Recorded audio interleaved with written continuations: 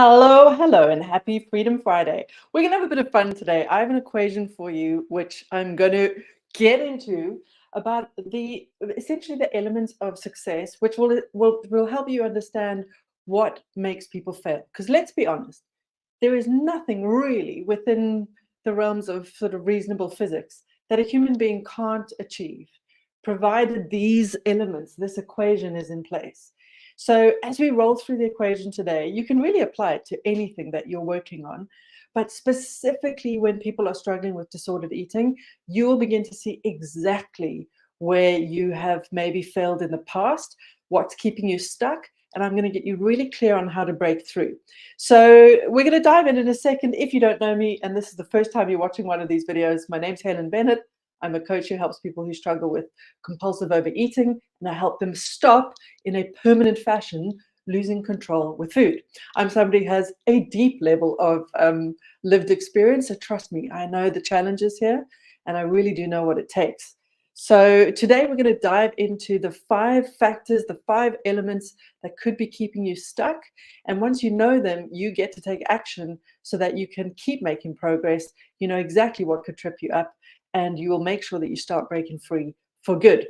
If you find something in today's video really helpful, please smash the like button. That lets me know that you found it valuable, but also it gets the content out there to other people who are struggling. And that would be great. And if you really enjoyed today's video, then subscribe, because that way you'll be able to see when I go live. Speaking of which, I'm live on this channel every Monday, Wednesday, and Friday at about this time. I'd love you to join me. You can jump into the comments. Let's just make sure I can see them, just in case somebody joins me today. You're welcome to just send me some love, tell me where you're from, or ask me questions, and I'm happy to hang out and answer a few more questions. After this live stream on a Friday, I then jump into another channel. The description is, or the link is in the description below. It's called Bulimia Freedom, and it's where I answer bulimia specific questions. So if you or somebody you know is struggling with bulimia specifically and you'd like to break free, then you can ask me all of your questions and I will answer them on Fridays in the Bulimia Freedom channel. But let's get back to this. So this equation will absolutely work for anybody struggling with really any disorder.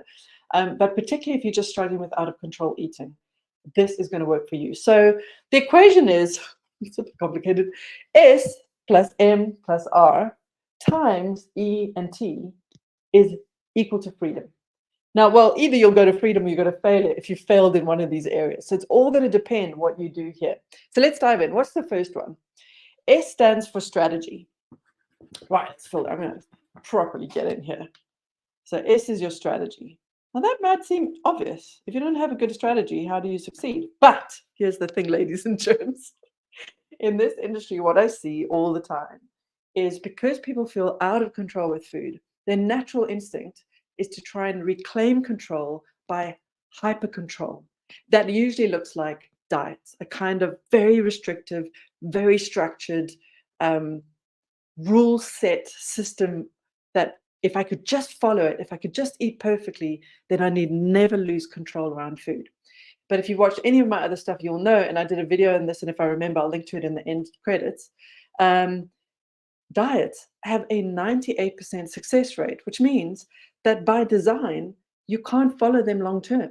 Because if you could, everybody would be doing it and nobody would have this problem. And worse, diets actually have a predictive weight gain effect. So what does that mean? If you are eating restrictively, if you are sticking to a set of rules that are unsustainable, you will likely not only fail in that the rules are unsustainable and therefore you cannot do them long term, or you will sort of rebound and rebel out of them to meet your actual nutritional needs, which almost inevitably leads to weight gain because the body has become so scared, so petrified that you are starving it, going to starve it again, that even just the thought of going on a diet might make you want to overcompensate.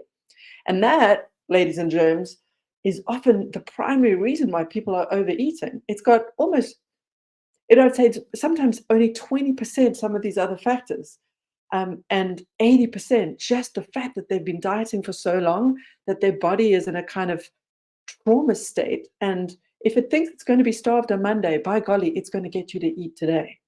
And just turning that around alone and finding a strategy that actually works to help you listen to your real hunger honor your real hunger again can be all you need to do to stop compulsive overeating. It's a little bit easier said than done, but trust me, some people just make that one change, and I can teach them how to listen to their bodies again and how to stop when they're full and how to distinguish between an urge to eat that is actually hunger versus one that might be triggered by something else. So I can teach you all of that, but that's a strategy that in most cases people are starting off with the wrong strategy and then they fail. And it was doomed to fail from the beginning because the strategy was completely flawed. It's a bit like, I don't know, buying a ah, what? I can't think of anything on the top of my head. I don't know. It's like buying a piece of chalk to write on a whiteboard. It's just not going to work. It's completely ineffective, even though logically one thinks, well, yes, this is supposed to be able to write, but it doesn't write in that circumstance. It doesn't work, right? It's the same with diets. Being hyper controlling actually has the opposite effect. So, what is the strategy you need to use? Well, I'll be proud to tell you that if you are struggling with out of control eating, then there is a formula to reclaiming your power, being able to eat when you're hungry, stop when you're full, and feel real freedom. It has 4 components to it. I won't go into it now. In the description, there's a link to a masterclass, which is still free until the end of this month. You've got exactly 1 day, it's the last day of the month, to watch that masterclass. But it will be inexpensive from tomorrow onwards. So if you're watching this later, don't you worry. It's going to be just a few pounds to watch the masterclass from tomorrow. But in the masterclass, I go deep into the full strategy that I coach and the 4 components that you'll need to address. So ending restrictive eating is one of them. And then there's 3 others. All 4 of them need to be addressed. It's kind of like quadrathlon, 4 sports that you need to learn, 4 set of skills that you need to develop over time to create the kind of momentum that can break you free of compulsive overeating. And everybody needs a different amount of each 4 pieces. Maybe for some people, it's mostly breaking that restrictive eating. And for others, it might be more on one of the other components. But trust me, if you're doing all 4 things, no matter where you're starting from, you will succeed. The strategy, it is inevitable that you will succeed. So what are the elements? Assuming you now have the right strategy. And as I say, you can watch that masterclass. Let me know your thoughts, ask any questions. But that strategy is guaranteed to succeed. What are the other things you need? This one is so important, and I cannot stress enough. You need to be willing to make mistakes, okay?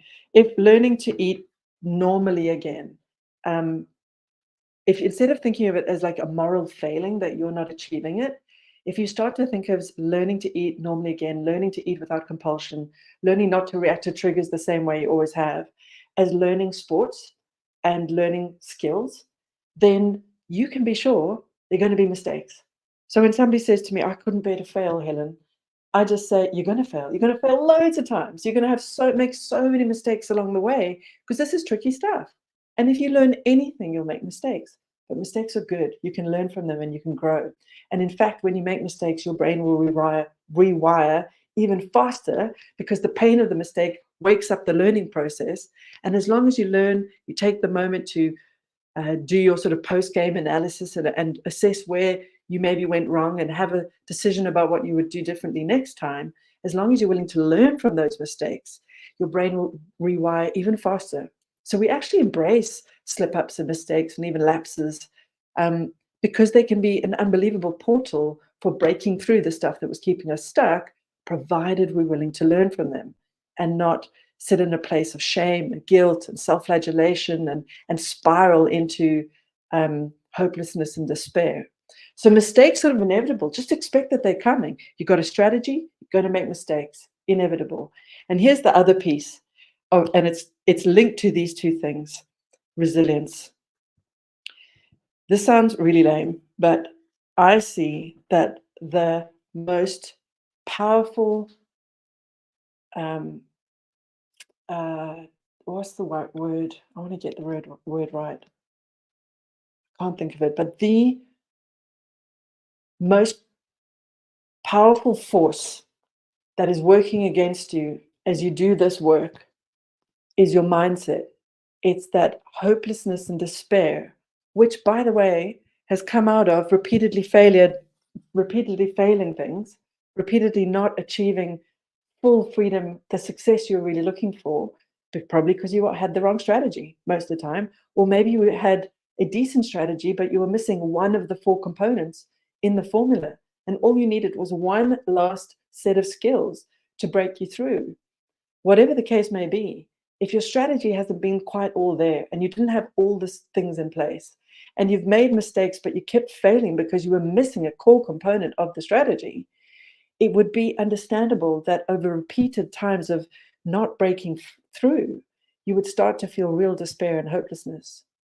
And worse is when I see somebody come in with a belief that they cannot succeed because they have all this evidence because of previous attempts at recovery or freedom, and not breaking free has left them feeling or left them believing that it isn't possible. And actually, I'm going to blame fully the 12-step method, the AA process, for this once an addict, always an addict, very dangerous mindset, which may be able to be applied to alcoholism, etc., but cannot be applied to what we're doing. Firstly, because I see people break free. I see people go from having high levels of compulsion to occasionally having a compulsion to getting to a point where they haven't had any kind of big desire to binge or overeat for a long time. At which point we might safely say, it certainly seems like they've broken free, right? Now, if it was true that once an addict, always an addict, then surely those triggers or those foods should cause them to keep uh, experiencing the compulsion, but they don't. So bringing that once an addict, always an addict, I'll never break through, this is with me forever mindset into trying to end compulsive overeating is so dangerous. The force of our minds, if we believe something, to affect the outcome means that you will naturally hold back. You will naturally not fully commit. You will naturally second guess every little, you will find that you will never break free if you believe it. So that belief is so dangerous. And what happens is it undermines people's ability to get up again when they've made a mistake. So what we have to do when we build this resilience muscle is begin to suspend disbelief, to really park that belief and instead adopt something new. And one of the ones I like to go to if I'm ever feeling stuck for anything, and this applies to what we do with food too, is there is a solution. I will find it. And in this case, you have it because you can just ask me what the strategy is and I can give it to you. I'm willing to make as many mistakes as it takes. And I will get up again and try again for as long as it takes until I break through. Another way to think of that is I will put in so much work to this. I will try and learn and grow and try again, that it would be unreasonable for me not to succeed. Does that make sense? If I literally did this all day, every day, and did nothing but work on my food relationship with food and my mindset and all the things around it, it would be inevitable that I would break free. It would be impossible that I couldn't. When we start changing that mindset around, we build this muscle of resilience, which is the ability to make a mistake, get straight back on, learn, grow, improve, and keep moving. But without this, if this gets eroded, we're buggered. When people can't find the force of will to get up and try again because of a story they're telling themselves, I can lose people. And my job as a coach is to keep people believing in themselves when they cannot do it for themselves. I believe in you even when you can't believe in you. That's what I do. That's probably the most powerful thing I can give to you as a coach, is an unwavering faith in your ability to break through. Because once we're at that point where you've committed and we've got the ability to make the willingness to make mistakes and get up again, then we only need two other things. And the good news is the more you put in of these two other components, the faster you will get results. So the other thing you need is energy, effort, work. Now, this is going to be a little bit cheeky. It's a little bit uncomfortable for me to say because I might be calling somebody out on this one. But I mean, I'm guilty of this because I had a lot of wonderful therapy when I was younger, really powerful therapy. But I think what happened is I came to believe that all I had to do was show up for therapy and everything would change. In fact, I know for a fact, I had a belief that if I could just understand the why it started, then I would just stop automatically losing control of food. But it wasn't true. I needed to do so much more than that. The talking was a piece of it. Healing past trauma, understanding the why, really forgiving myself and all of those who might have been a part of my the narratives that drove me to start wanting to lose weight and going on diets and etc., that led to the compulsive eating. All of that was important. In fact, probably vital, because understanding something is something I really value. It helps me keep moving forward when I can understand the genesis. And that was great. But you know what? It also needed? It needed actual work.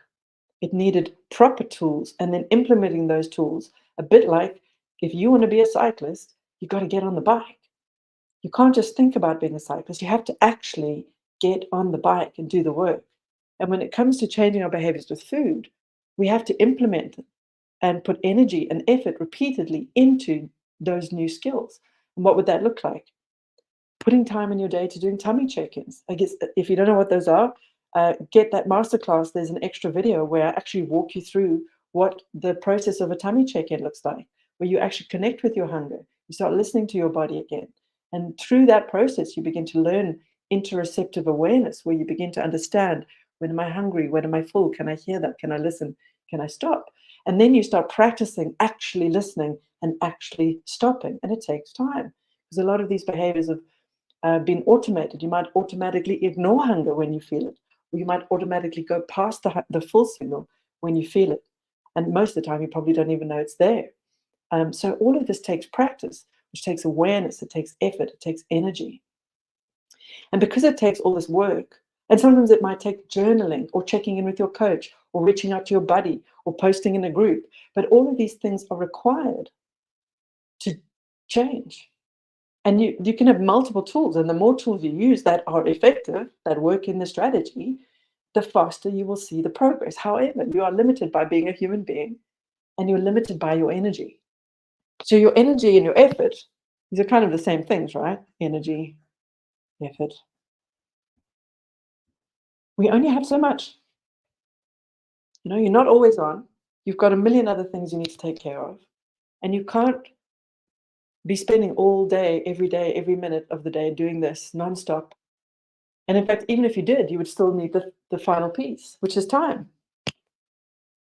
So because this isn't an overnight gig, and because I can't, you know, wave a magic wand and you magically change everything, because it takes time because it takes energy and effort and things done repeatedly and making the mistakes and learning and getting up again within the strategy that actually works, there's a requisite amount of time. Now, how much time does it take? This is, I hope you are still listening to this, because this is so important. You're going to want to slap me when I say this. It's going to take the time that it takes. Yeah, I knew you're going to want to slap me, right? Can I give you some ballparks? Yes, of course I can. I'm going to do that in a second.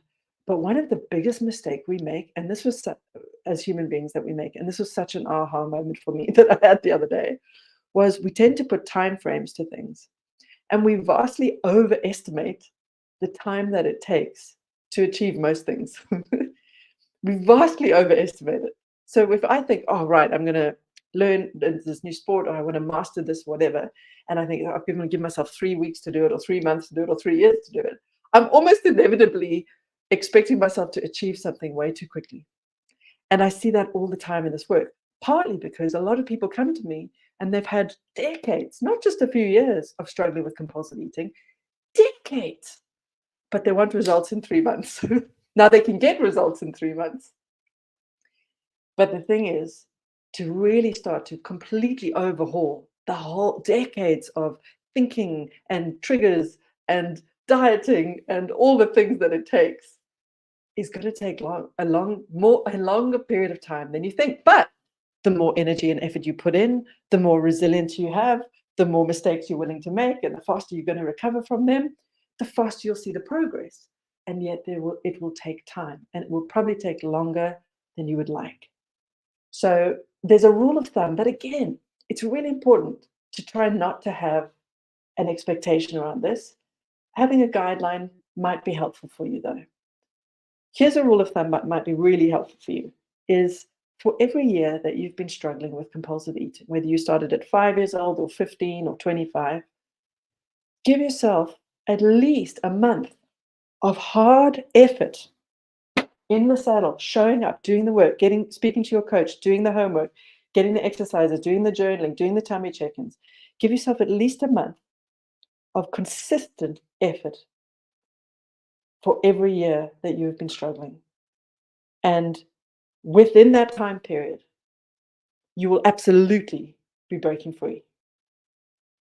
A lot of people think 3 months I should be done. But realistically, if you've been struggling for 20 years, that's looking more like 1.5 years. Now, if I told you right now that I needed you to do 3 tummy check-ins every day, a homework assignment every evening, meet with me once a week, etc., and maybe let's jump into the group and have an accountability check-in every time that you slip up, so that you can make sure you learn from the mistake and try again. If I asked you to just do those things, that wouldn't be a huge amount of time in your week. And you did them every single week for 20 months, if you'd been struggling for 20 years, do you think you'd have broken free? Guaranteed. Guaranteed. And I mean, we're human beings, we always have better quality problems. But if you're putting that level of effort in, and you're not letting mistakes trip you up and slow you down, and you're willing to learn and grow and improve, and you're convinced that the strategy is guaranteed to work for you, will you break free of compulsive eating? You betcha. Now that I've said that, just take that time frame away, because I don't want that time frame to limit you either. I've seen people have unbelievable breakthroughs and suddenly have shifts inside them that nobody saw coming, that has just put them on a path where they will not turn back. Let's rather, instead of having a time frame, have a period within which you know you're going to be dedicating showing up, and give yourself way more than you think you need. And then get committed AF to do as much work as you can. Not too much so that you're exhausted, but enough work every day, consistently showing up and doing the work. And that freedom, that feeling of freedom, that ability to be around all food without any stress or fear, the ability to have all those old triggers just kick off, no urges in you anymore, that will happen a lot faster if you just show up consistently and do the work and just keep getting back on the horse and asking for help and tweaking your strategy, tweaking your whatever you're working on. If it's not quite working, you can change it ever so slightly, get some feedback, or just try again. Maybe you're just another go away from breaking through, right? That's what having a coach is so powerful. But it is inevitable that you just show up consistently with a strategy that works, resilience and a willingness to make mistakes. It will just take a period of time before you start to get the results that you're looking for. It's just physics. I don't even need to, it's not woo-woo. I don't need to believe in this. It's just how it is. Your brain will change. Everything starts to shift. Your beliefs will change. Your body will change. You won't be getting urges again anymore. And you will start to feel, this is easy, this is automatic. I don't have to be vigilant. I don't have to put in as much work anymore. And you will naturally need less support and less effort until the point at which you've learned the new language, you've learned the new sport. It's easy and automatic. So I hope that's filled you with hope. It might be a bit like, oh God, you mean I've got a lot of work to do? Yeah. It might be a big mountain. It's all going to depend on how long you've been struggling and how aggressive the compulsive eating has been. Someone like me needed a lot more time in the saddle than somebody who's only been struggling for a few years and only overeating. Maybe they weren't binging, they're not purging. So, that means there's a lot less habitual neuro rewiring that needs to be done. It all depends. It's going to depend on what brought you here, and it's going to depend what work you've already done. So get rid of the time frame. Just make a commitment that you're going to show up every day, do all the work that's required to the best of your ability. Not too much that you exhaust yourself, but enough. And you're going to show up every day and do that diligently, no matter what. And here's the last thing I want to show you. Your trajectory is going to look something like this. You start, you don't see much progress, you don't see so much, maybe you think, oh, now I'm starting to see something. Oh, lovely, lovely. Okay. Oh, no, backwards, and then whoops. It's an exponential curve. This is the frustrating part. This is where it's really helpful to have people to keep you moving so that you don't give up. Because this is required. That has to be there to get the foundation that will drive you up that exponential curve. How long this all takes to happen? It all depends. You just be willing to roll through it for that compounding investment of your time, energy, and effort to pay dividends, and it will. So the only way to fail is to vastly overestimate how much time it's going to take, or underestimate how much time it's going to take, to vastly underestimate how much effort it's going to take, and to not be willing to make mistakes, to think you're supposed to be perfect straight out the bat. And when you make mistakes, to not have the ability to get back up again. So long as you have the strategy that works, you will succeed. And all I've done today is try and help you align your expectations with the reality of what it's going to take to break free of compulsion. All right.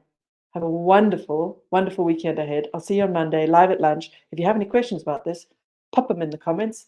If you found value from the video, please let me know with a thumbs up. And if you'd like to get a notification every time I go live, just hit the notifications button and you'll get a little email saying, it's going live and here's the topic. And hopefully I'd love to see you in the chat in the future. Have a wonderful weekend, Freedom Fighter, and I'll see you on Monday.